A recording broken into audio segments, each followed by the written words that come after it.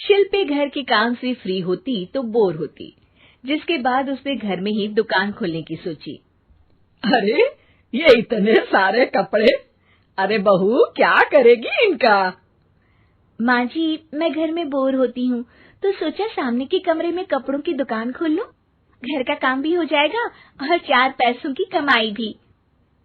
अरे वाह वाह, ये तो बहुत ही अच्छी बात है। मैं भी तेरी मदद कर दिया करूंगी। वाह माँ जी, तब तो मजा आ जाएगा। अब हम दोनों मिलकर खूब पैसे कमाया करेंगे।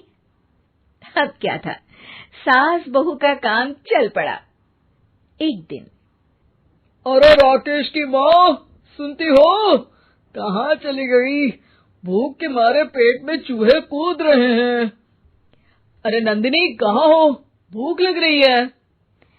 पापा कहाँ है माँ?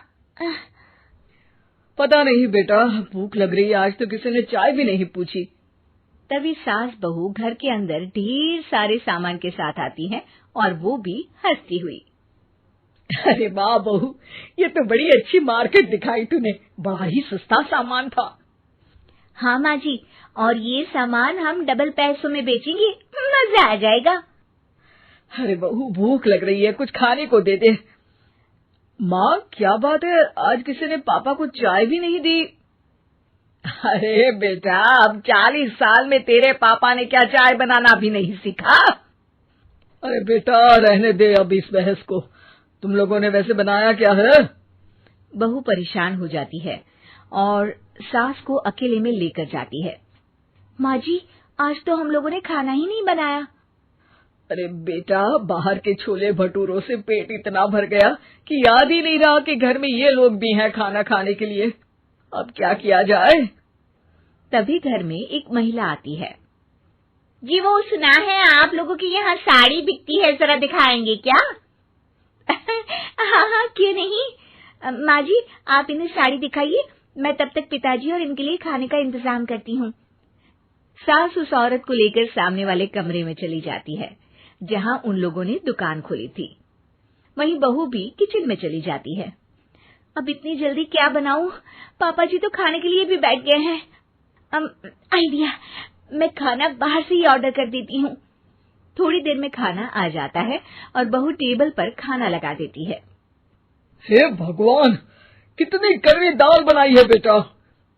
नहीं नहीं पिताजी, वो क्या बात है नंदिनी, रोटी तो चबाई ही नहीं जा रही है, लग रहा है रबड़ खा रहा हूँ। एक तो इतने महंगे होटल से खाना मंगवाया और वो भी इन लोगों को पसंद नहीं आया। तभी सास नोट गिनती हुई बाहर आती है। वाह माँ जी, बड़ी कमाई हुई लगती है।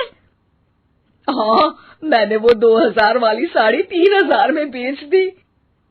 अरे वाह माँ जी। दोनों सास बहू बहुत खुश हो जाती हैं।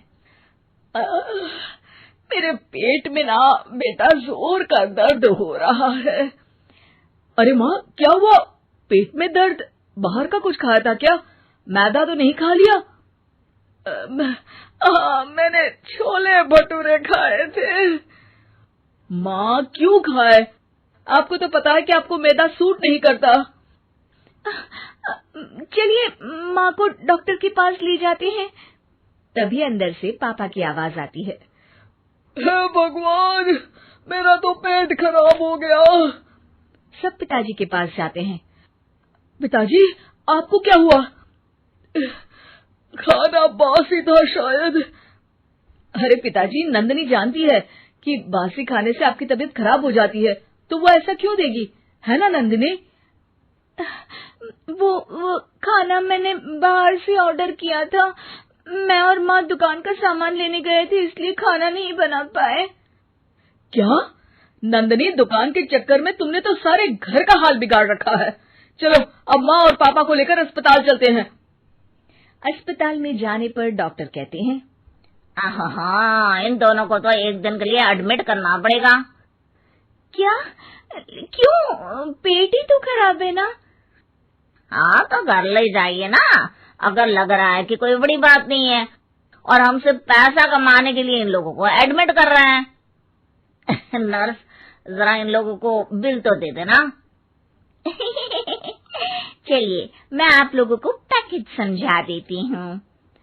जब बहू के हाथ में बिल आता है, हे भगवान, 60,000 रुपए! इतना तो मैंने कमाया भी ना था।